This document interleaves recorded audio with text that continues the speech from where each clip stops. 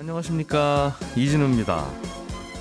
추석 연휴의 첫날입니다. 추석이 되면 그동안 못 만났던 가족을 만나기 위해서 여기저기로 이동을 하게 되죠. 그래서 이번 추석 연휴에는 약 3천만 명이 이동할 거라는 예측이 발표가 됐던데, 가만히 생각해보면 누가 어떻게 이동을 할지 어떻게 알고 이런 발표와 계산을 하는 건지 궁금하십니까? 오늘 한번 알아보겠습니다. 반려동물을 기르는 사람에게는 이른바 반려동물세라는 세금을 걷는 걸 본격적으로 논의하자는 보고서가 나왔습니다. 어떤 내용이 담겨 있는지 이것도 좀 들어보겠고요. 코로나19의 영향으로 미국 초등학생들의 학업 성취도가 크게 떨어졌다는데 우리에게도 주는 시사점이 많다고 해서 이 얘기도 좀 자세하게 들어보려고 합니다. 9월 9일 금요일 손에 잡히는 경제 바로 시작합니다.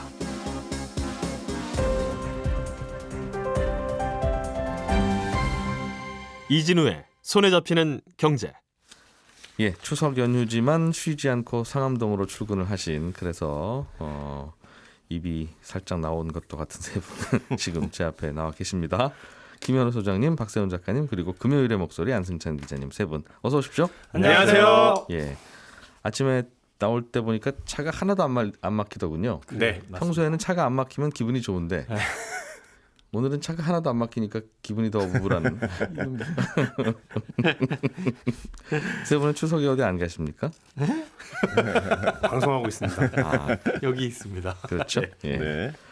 자, 오늘은 추석 연휴 첫날이니까 추석하고 관련 있는 얘기부터 좀 들어보죠. 네. 박 작가님, 매년 추석 연휴가 되면 이번 연휴에는 고향 가는 귀성객들이 올해는 몇 명이다. 네. 이런 얘기가 방송에서 많이 나오는데 그렇습니다. 나한테 물어보지도 않고 이걸 누가 계산했어? 네. 어떻게 미리 알고 추산을 하는 겁니까? 네, 이 이거? 얘기는 저희가 예전에도 한번 한 적이 있긴 한데 예. 당시에 못 들었던 분들도 계실 거고 또 예전에 저희가 방송할 때랑 조사 방법도 좀 달라진 게 있어서 말씀을 드리는 건데 예. 일단은 이번 연휴에 조금 전에 말씀하신 것처럼 3천만 명 조금 넘게 이동할 걸로 예상이 되고 있거든요. 단순 계산으로는 하루 평균 600만 명, 연휴를 5일로 잡습니다. 네. 600만 명 이동을 하는 셈인데 3천만 명 넘는 사람들이 전부 다 고향으로 가냐? 요거 아닙니다. 요거는 연휴 기간에 고향을 가든 뭐 어디 여행을 가든 아니면 일을 하러 다른 지역에 가든 어떤 목적에서든 이동을 할 계획이 있는 사람들, 요 사람들 모두 다 더한 숫자가 3천만 명 정도 된다라는 겁니다. 이동을 하는, 네, 그것도 좀 기준이 애매해요. 저도 잠깐 버스 타고 어디 영화 보러 갈 겁니다. 네. 이동입니까? 시군구를 넘어서는 거는 이동으로 봅니다. 아, 또 그 기준이 있군요. 네. 뭐 물론 또 이제 지역 내 이동, 지역 외 이동 이렇게 나누긴 하는데 예, 어쨌든 시군을 벗어나는 거는 요번에 추석 연휴에 좀 이동을 하시는구나로 보는 겁니다. 알겠습니다. 웬만하면 이동하시겠군요. 그렇습니다. 어떻게 지루하더라도 하루 종일 집에 있어요. 네. 그럼 이 숫자는 어떻게 추산 내지는 측정을 하는 거죠? 요거는 한국교통연구원에서 매년 조사하고 발표를 하는 건데요. 그래서 예. 어제 교통연구원 쪽에 물어봤더니 결론부터 말씀드리면 설문조사를 하는 겁니다. 아하. 아까 말씀하시는 것처럼 나도 이번에 고향에 내려갈 생각도 있는데 나한테는 한 번도 묻지도 않고 어떻게 그런 숫자를 내느냐, 네. 이런 게 궁금하실 텐데 몇 년 전만 해도 8,000세대에서 한 10,000세대 정도를 대상으로 유선전화로 설문조사를 했거든요. 예. 전화 걸어서 이번에 이동할 계획 있으십니까? 언제 가십니까?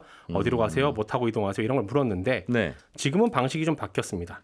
일단 15,000세대를 대상으로 조사를 하고요.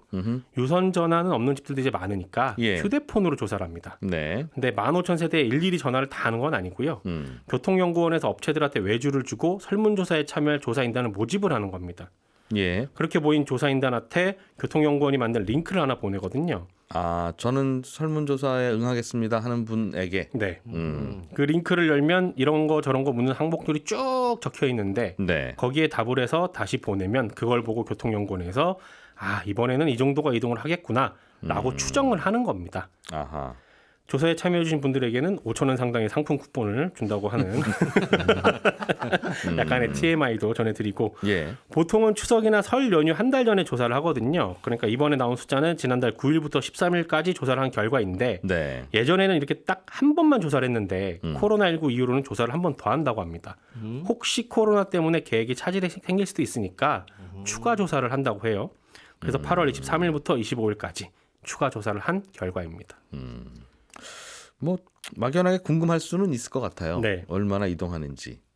근데 많이 이동하면 어쩌고 적게 이동하면 어쩔 건데 라는, 굳이 왜? 그냥 알고는 싶은가? 아니면 들죠. 네. 네, 그 생각은 좀 들긴 합니다. 들긴 합니다. 그러니까 갑자기 4천만이나 5천만이 다 이동한다고 하십니다. 라고 한다고 해서 갑자기 도로를 넓힐 수도 없고 네. 그냥 각오는 하자 네. 그 정도로 이 정도는 이동한다. 알겠습니다. 그냥 습관적으로 늘 하는 일이 우리 주변엔 참 많기는 해요. 이것도 대표적인 거죠. 그런 것 같긴 합니다. 네. 예. 명절이 가까워지면 신문이나 방송에 꼭 등장하는 단골 뉴스 중에 하나가 또 추석 차례상 차리는 비용. 네. 올해는 얼마나 들까? 그렇습니다. 예, 이것도 꽤 오래 지나고 나면 이걸 조사 왜 합니까? 하는 이제 질문도 네. 하기도 할 텐데 이건 어떻게 계산하고 이건 있습니까? 농수산식품유통공사가 조사해서 발표를 하는데요. 네. 유통공사 말고 한국물가협회에서도 발표하고 유통업체들도 발표를 하는데 유통공사에서 나오는 걸 언론에서 주로 보도를 합니다. 그래서 이번 추석 같은 경우는 농수산식품유통공사가 조사해서 발표한 걸 보면 31만 7천 원. 올해는 네, 올해는 이렇게 조사가 됐습니다. 근데 추석 차례상이라는 게 집집마다 좀 다르기도 하고 네. 올해는 좀 신경 써서 좋은 걸로 하겠다라고 네. 하면 많이 비싸지고 그렇죠. 그냥 형식만 갖추겠다고 하면 또 꽤 저렴할 수 있는데 그렇습니다. 어느 정도의 차례상을 기준으로 조사한 거냐? 아니 뭐 열심히 조사하셨지만 네. 굳이 또 뭐 이야기를 이끌어가기 위해서 궁금하긴 시비를 하니까요. 걸어보면 네. 네. 또 말씀하신 것처럼 집집마다 추석 차례상에 뭘 얼마나 올려놓는지는 다 다른데 또 사실은 또 우리가 남의 집 추석 차례상 들여다볼 일이 별로 없잖아요. 예. 그러니까 집집마다 다른지 아닌지도 사실은 잘 몰라요. 그렇죠. 그러면 농수산식품유통공사의 기준은 뭐냐? 전통 차례상을 한 번 차리는데 들어가는 비용. 요게 기준입니다. 전통 차례상은 뭘 기준으로 정하는데? 그건 또 뭘 기준으로 하느냐? 성균관 석전대제보존회라는 곳에서 제시한 전통 차례상을 기준으로 합니다. 이게 우리 민족 전통 차례상이다라고 네. 사실은 성균관에서 공자님이 드시는 차례상 이렇게 봐도 무관하죠. 그 내려온 걸 테니까. 그렇습니다. 예. 그래서 전통 차례상이다 보니까 아무래도 품목들이 좀 많습니다. 28개 품목을 조사해서 발표를 하는데 예.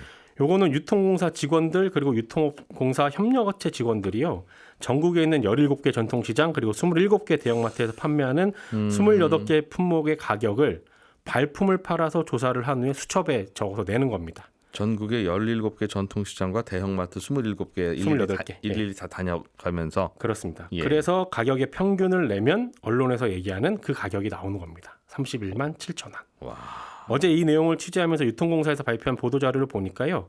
어떤 품목을 얼마나 샀는지 이게 네. 쭉 적혀 있는데 네. 보다 보니까 사과 5개, 배 5개 이렇게 적혀 있더라고요. 그래서 유통공사에 물어봤습니다. 밀가루나 식용유 이런 거는 용량이 대부분 비슷하고 가격도 비쌀 것 같은데 예. 배나 사과 이런 거는 크기가 다 다를 것 같아서 어떤 사과를 고르느냐에 따라서 가격이 또 천차만별이죠. 그렇죠. 예. 그래서 혹시 크기 기준도 있는 거냐고 물어봤더니 그렇다고 합니다. 제사상에 올릴 거니까 최상품의 과일 가격을 적어야 되고요. 흠집 하나도 없고 빛깔도 그런 좋은 거. 걸로. 크기도 300g에서 400g 사이에 있는 걸로 무조건 골라야 한다라는 기준이 정해져 있습니다. 아무튼 언론에서 매년 명절마다 발표하는 상차림 비용은 이런 식으로 조사를 해서 발표를 하게 됩니다. 네. 재밌네요. 고맙습니다. 자, 안승찬 기자님, 예. 안 기자님께서 준비해 오신 소식은 좀 생각할 거리가 있어 보입니다. 미국 초등학생들의 성적이 매우 나빠졌다. 네, 코로나 때문에 학교를 못 가다 보니까 생긴 일인 것 같다? 그렇습니다. 아. 뭐 연휴기도 하고 좀 말랑한 게 없을까? 예. 기사도 마땅치 않고 그래서 준비했는데 미국 얘기긴 합니다만 그래도 뭐 겸사겸사 재밌습니다. 미국의 이 교육부가 최근에 그 미국의 초등학교 3학년 학생들을 대상으로 읽기 능력 평가를 실시한 그 결과를 발표했거든요. 예. 근데 그 평균 점수가 500점 만점인데 215점이 나왔습니다. 이게 코로나 이전인 2020년하고 비교하면 5점이 떨어진 건데 네. 이게 한 어떤 수준이냐 하면 한 230점 정도 되면 아이들이 긴 글도 잘 읽고 이해하더라. 이런 좀 괜찮은 수준이거든요. 좀 그거보다 거기에 모자라네요. 모자랍니다. 그리고 이 특히나 1990년 이후에 이 미국의 초등학교 아이들의 읽기 능력은 계속 상승 추세에 있었거든요. 네. 그러다가 2012년 이후부터 조금 주춤해졌다가 코로나를 겪으면서 이렇게 확 꺾인 그래프를 보면 그래서 5점이 떨어지긴 굉장히 많이 떨어진 수준인데 네. 뭐 코로나 때문에 그렇다고 보여집니다. 학생들이 이제 정상적으로 수업 못하고 온라인 수업으로 대체하니까 너무 놀았다. 그렇죠. 통제가 잘 안 되더라. 특히나 이게 온라인 수업을 좀 더 오래 지속한 지역의 경우가 점수가 더 떨어지는 걸로 나왔거든요. 그래서 이거는 코로나 때문에 아이들의 학습에 문제가 생겼고 이거 예. 어떻게 해결하느냐가 지금 미국 교육의 문제다. 뭐 이런 뉴스인데 여기서 재밌는 포인트가 왜 하필 초등학교 3학년을 대상으로 그것도 수학 뭐 이런 것도 아니고 읽기 능력을 미국의 교육부가 문제 삼고 있느냐. 왜 그걸 기준으로 항상 하느냐? 6학년도 아니고. 아니 뭐라도 하나 정해놔야 되니까 그냥 한 거 아닐까요? 우리 오늘 너무 과민한 거 아닙니까? 우리나라의 경우에는 우리나라도 학업 성취도 평가를 하거든요. 네. 근데 우리의 경우에는 초중고를 다 대상으로 하고 전체적인 교과 과정을 잘 이해했느냐 못했느냐 이런 걸 중심으로 평가합니다. 근데 이제 뭐 여기는 특히나 이게 3학년을 대상으로 했다는 게 재밌는 건데 지난 5월에도 사실은 뭐 우리도 이 코로나 관련해서 문제가 없는지 조사는 많이 있었어요. 예. 지난 5월에 초등학교 교사들 5천 명을 대상으로 한 조사가 있었는데 대체로 한 교사의 74% 정도가 학생들이 학습 능력에 지금 문제가 생겼다.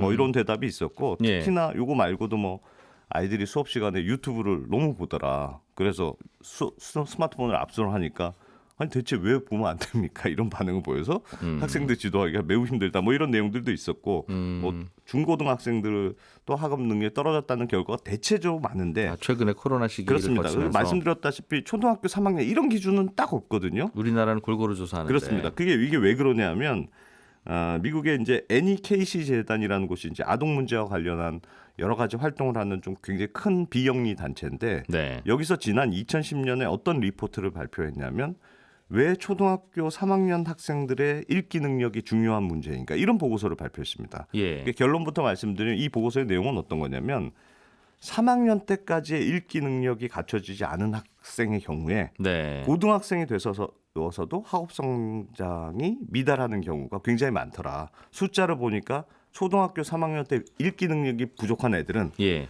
그 절반에 달하는 학생들이 고등학교 가서도 학업 성적이 나빴고 그래서 고등학교로 졸업하지 못하고 중퇴하는 비율이 16%가 되더라. 그래서 초등학교 3학년 때 읽기 능력이 정상적인 아이들과 비교해 보면 한 4배 정도 더 높은 자퇴율을 보이더라. 이런 조사 결과를 발표했습니다. 이게 딱 하나 조사하려면 그래서 이거 조사하는 게 최고다. 그렇습니다. 제일 그래서 중요하더라. 초등학교 3학년 때까지의 읽기 능력을 끌어올리는 게 미국 교육 정책 목표의 굉장히 중요한 목표다. 이렇게 타겟팅이 된 건데 4학년 이후로는 늦는 것 같고. 그렇습니다. 그게 이 이유가 몇 가지 있습니다. 그러니까 미국의 교육 과정을 보면 이 초등학교 3학년 때까지는 일반적인 읽기 쓰기를 중심으로 배우고 예. 4학년 때부터 이게 본격적인 과목에 대한 학습이 들어가요. 예. 그래서 3학년 때까지 읽기 능력이 안 되면 뒤에는 이제 배우는 게 어려워지는. 그래서 3학년 때까지 그게 중요하고 뇌과학적으로도 보통 6세에서 10세까지 언어 발달이 아주 결정적인 시기라고 보통 보거든요. 그래서 3학년까지네요. 이것도. 그렇습니다. 그래서 바이랭귀얼이라고 하는 그 2가지 이상의 언어, 한국어도 되는데 영어도 되고 하는 이런 자연스러운 이런 바이랭귀얼이 가능한 나이도 이 6세에서 10세 사이의 외국어를 배워야 된다. 동시에 가능하다. 그게 가장 효율적인 나이라고 보기 때문에 그래서 미국에서는 이 초등학교 3학년의 읽기 능력 지표를 굉장히 중요한 지표로 생각하고 미국의 교육부가 주기적으로 점검하고 조사하고 있다 이렇게 생각하시면 될 것 같고요. 네. 그래서 우리하고는 우리의 학업 성취도 평가하고는 조금 포인트는 다른 편이죠. 미국은 매우 중요한 시기에 어디까지 왔는지를 딱 조사하는 거고 찍어서 예. 우리는 초중고 다 그냥 진도 잘 따라가고 있는지 주로 그렇게 평가를 합니다. 네. 그렇군요. 코로나 때문에 학생들이 읽기 능력이 떨어졌다는 건데 공부를 좀 뭐 소홀히 했다든가 해서 네. 미국 정부의 대책은 뭡니까? 이거 뭐 어떡하죠? 예산을 쏟아붓는 거죠. 그래서 지금 미국 정부가 초등학교에 1,220억 달러, 그러니까 우리 돈으로 170조 원의 예산을 배정을 했거든요. 예. 그래서 이걸 초등학교에 주면 초등학교는 최소한 받은 예산의 5분의 1 이상을 이 코로나 때문에 학업 능력이 떨어진 아이들을 만회하는 그런 프로그램 반드시 써야 된다 이렇게 구체적으로 지정해 놨습니다. 구체적으로는 뭐 선생님들이 일종의 과외를 하게 되는 방식이 될 것 같아요. 그래서 학교 수업 끝나고 남아서 그렇죠. 읽기 능력이 떨어진 학생들 한 3-4명 이렇게 소규모로 모아서 일주일에 한 2-3번씩 방과후 과외 프로그램을 하는 건데 해줘라. 우리는 선생님들 과외가 금지돼 있잖아요. 예. 근데 미국은 초등학교 선생님도 자유롭게 과외를 할 수 있는 프로그램이 있으니까 본인의 투잡으로. 그렇습니다. 예. 그래서 초등학교 선생님들이 과외를 하면 정부가 예산 지원하는 뭐 이런 식의 프로그램을 진행하고 있는 거. 이게 실제로 효과 입증된 지역이 있어요. 텍사스의 경우에는 대체로 평균이 떨어졌는데 그럼에도 코로나 이후에 초등학교 3학년의 읽기 능력 여기는 좋아진 걸로 나타났거든요. 네. 근데 왜 그랬냐면 텍사스는 작년에 예산을 더 빨리 이렇게 될 줄 배정해서 알고. 네, 그래서 이 기준 읽기 능력이 떨어지는 아이는 무조건 학교에서 30시간 개인 교습하세요. 이렇게 예산 배정해 버렸어요. 텍사스 주지사가 먼저. 그렇습니다. 예. 그래서 여기는 오히려 점수 미달 학생이 오히려 더 높아진 그런 경우가 있었고 우리나라 교육부도 보니까 작년에 교육회복 종합대책이라는 걸 내놔서 한 네. 8천억 정도 예산을 해서 교사가 소수의 학생들 모아서 방과후 교실 만들어서 무료 수업하세요. 또 우리는 특히 재밌었던 게 대학생들, 교대생이라든가 사범대생, 대학생들이 학생들을 과외시켜주면 그 돈을 정부에서 지원하겠습니다. 이런 예. 프로그램도 시행했던데 우리는 이 초중고 대상 전체를 대상으로 하고 특히 영어 수학 중심이어서 예. 미국하고는 걱정의 포인트는 조금 다르다. 이렇게 볼 수 있습니다. 근데 이렇게 바짝 예산 투입해서 하면 되는 거면 네, 이건 상시적으로 해야 될 일은 아닐까요? 상시적으로 사실 해야죠. 이 정도만 이해 읽고 쓸 수 있으면 돼라고 굳이 딱 수준 정해놓고 네, 10년 전보다 떨어지지만 않으면 됐지라고 할 이유가 뭐가 있습니까? 열심히 이렇게 해서 읽기 능력을 키우면 네.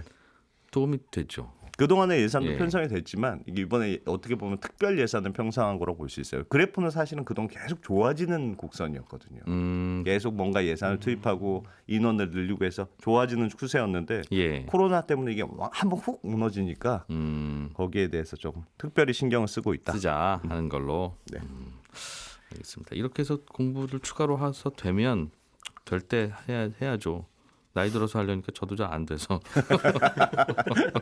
할 수 있을 때 해야 된다. 초등학생들이 들으면 또 답답한 소리 하신다고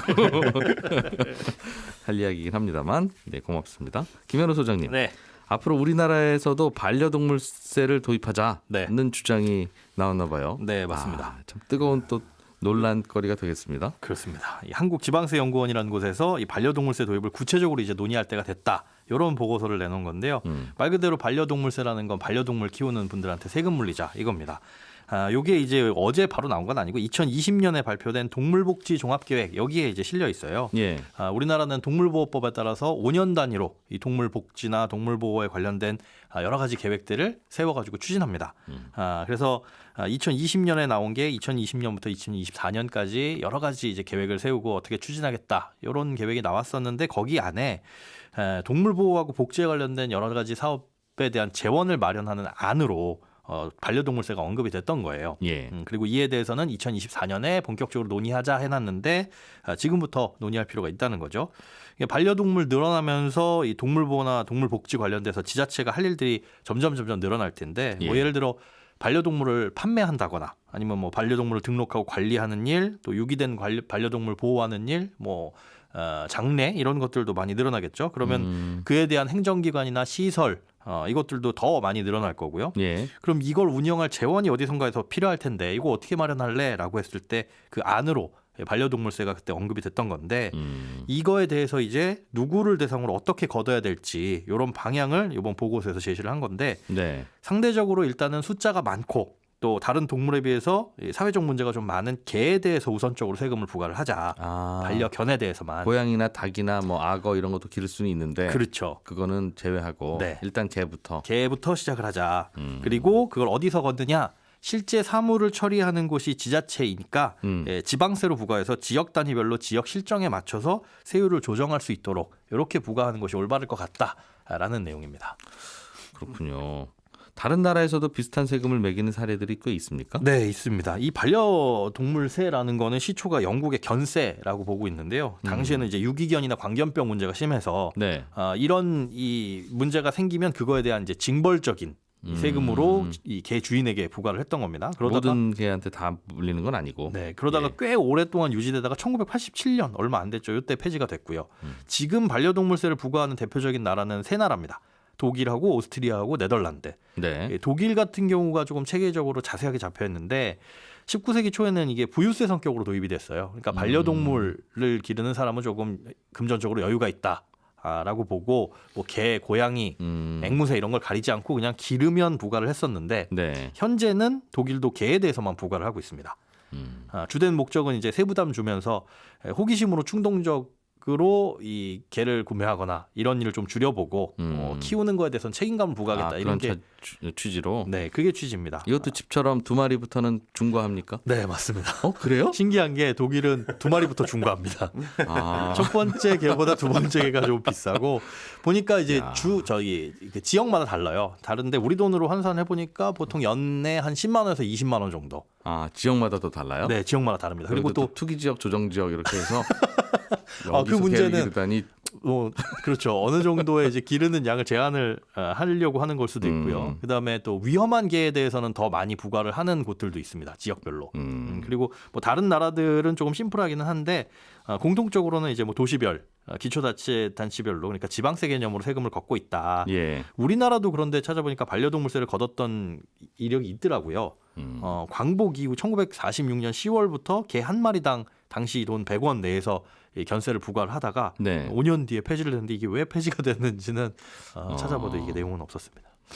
근데 이게 뭐 취지도 알겠고 취지에 네. 대해서는 서로 논란이 있을 수 있을 테니 그거야 뭐 다음에 토론으로 해결하도록 하고 예, 뭐 그렇게 하자 말자 뭐 당연히 논란이 있겠죠. 네네. 다만 걷기로 하더라도 이거를 어떻게 기르지? 누가 개 기르는지 안 기르는지를 몇 마리 기르는지를 어떻게 할까? 그렇죠. 예. 그런 것들에 대한 넘어야 될 산이 굉장히 많습니다. 일단 집은 등기를 해야 되니까 예.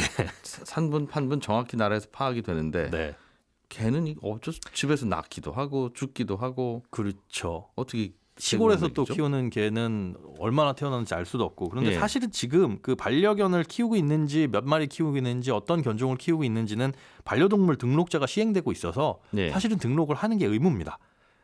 지금 현재도. 그러나 지금은 등록을 해도 별 피해가 없으니까 등록하자면 하지만 네, 이제부터 세금 고지서 나옵니다 그러면 그렇죠. 안 하실 거 아니겠어요? 맞습니다. 그게 이제 반려동물세를 도입하는 거에 대해서 반대하는 쪽의 입장인데 예. 부과를 안 하던 세금을 이렇게 갑자기 부과하게 되면 분명히 이것 때문에 개를 유기하는 경우도 생길 것이다. 그렇겠죠. 그거에 대해서는 어떻게 할 것이냐 그런 대책도 좀 마련을 해야 될 거고요. 또 유기는 아니더라도 뭐 처분을 하려는 사람들도 분명히 생길 거고 또 네. 세금을 낼 능력이 안 되거나 또 시각장애인 그 안내견 있잖아요. 이런 경우처럼 특수한 상황에 대해서는 또 어떻게 부과를 할 것이냐, 부과를 할 거냐 말 거냐 이런 논의들도 해야 되고 네. 그래서 다양한 고민이 사실은 필요한데 그것도 이제 개에 대해서만 부과하게 되면 네. 형평성 문제도 또 해결돼야 될 그러게요. 과정이라고 볼 수가 있습니다. 일단은 그 개를 기르고 처음에 나와서 분양하는 업체를 네, 지자체에 무조건 의무적으로 등록하게 하고 네, 우리 약국이나 병원을 그냥 김현우 소장님이 나도 하나 해볼까 할 수 있는 게 아니잖아요. 그렇죠. 다 국가에 등록하고 하듯이 개를 이렇게 분양하는 것도 다 등록하게 하고. 상업적 시설로 그렇게 하는 곳은 할 수가 있을 텐데 개인적으로 우리 집 강아지가 낳은 또 강아지 분양합니다. 그런 이런 건 이제 주로 온라인에서 거래할 걸로 보고 철저히 단속하겠죠. 네 그런 등록 것들 안 하고 하면 고민들도 같이 이루어져야 됩니다. 그런 식으로 하겠습니다. 유럽 중앙은행이 금리를 파격적으로 올렸다는 소식이 들어와 있긴 한데 0.75% 포인트를 올렸네요. 네, 이게 그래서 기준금리가 1.25% 됐고요. 예. 이 정도로 올린 건 유로화 쓰고 나서 처음 있는 일인데 물가가 안 잡히니까 지난 7월에 0.5%포인트 확 올렸다가 이번에 예. 0.75%포인트를 확 올려버린 겁니다. 근데 지금 금리 오르는데도 물가가 안 잡히고 그럼 유럽은 이제 긴축으로 들어가고 경기 안 좋아지면 우리에게도 안 좋을 그런 소식입니다. 돌고 돌아서 유럽에서 올린 금리가 우리나라 금리 올리는데도 영향을 줄 거다. 네. 네, 저는 여성시대 끝나고 바로 11시 5분부터 이어지는 손에 잡히는 경제 플러스에서 다시 인사드리겠습니다. 이진우였습니다.